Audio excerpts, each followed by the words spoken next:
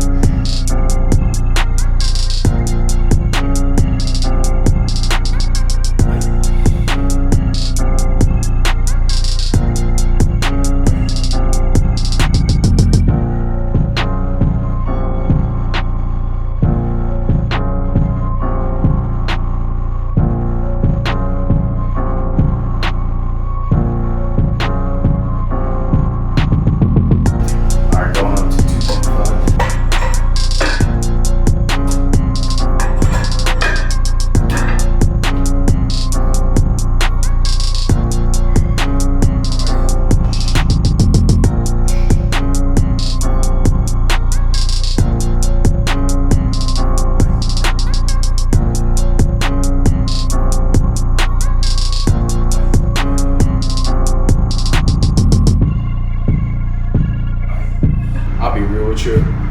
This fucking 997 is stupid crazy, bro. Like, it's definitely robust. Like, it's definitely a legit sole. It's almost like the feeling of the weightlifting shoes. You know, like those rock hard bottom on the sole. It's definitely giving you that vibe. And I'm feeling pretty good today. I don't know if it's because of the weather. It's pretty fucking hot outside. It's like 100 degrees. So I'm getting warmed up pretty fast.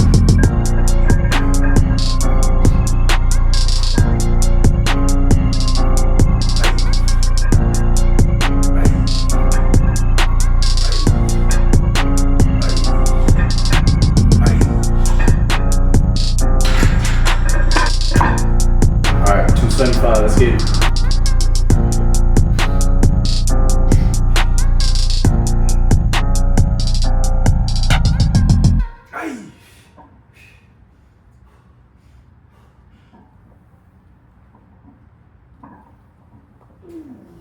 Alright, second set, 275, let's get it.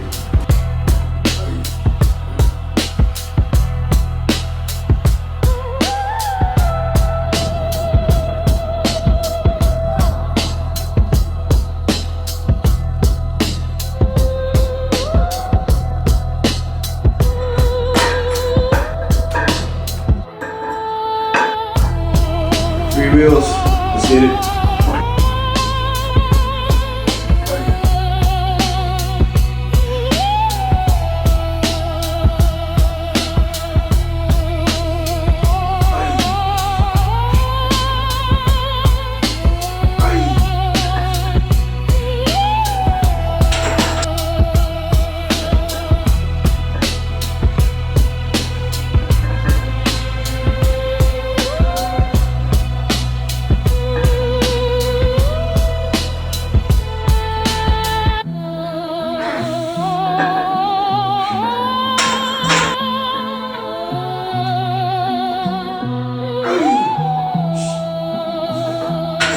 Alright, last set with 335. Let's get it.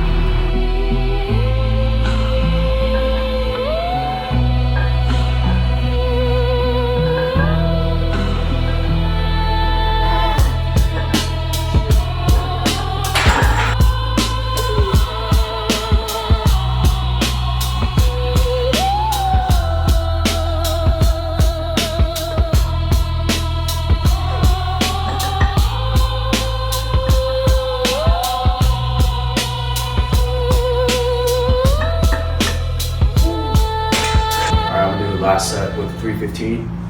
So far, it's definitely power generation from the ground to my feet. It's top notch, very stable on foot. These are definitely Jay Brolic approved. But do last set with 315, and I'm gonna go down to 225, just wrap this shit up, and then we'll move on to deadlift. All right, let's get it.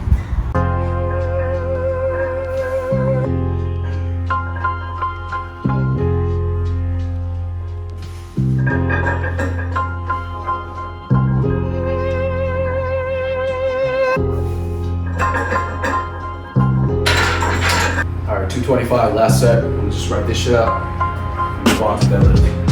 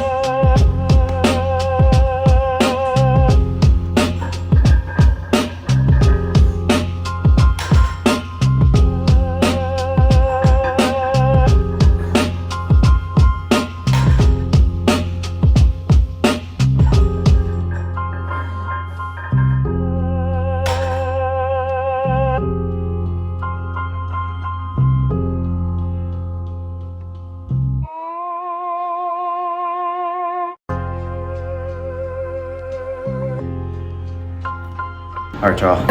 I think I got one more set with 315. Unfortunately, I don't think I can film the Bulgarian split squat because my camera is overheated right now. I think it's because of the weather.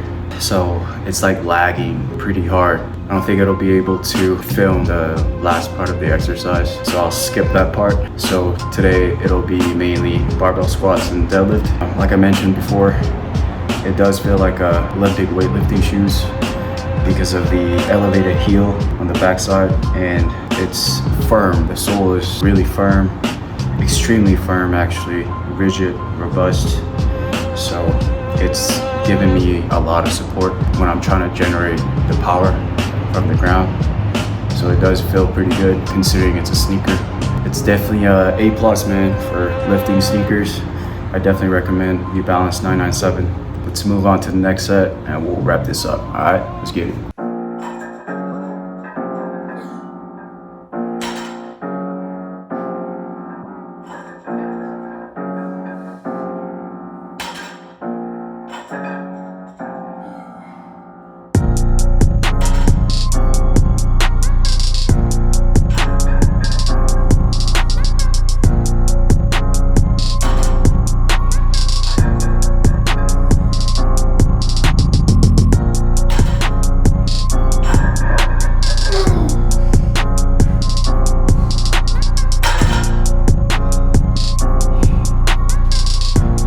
All right, y'all, so wrap up.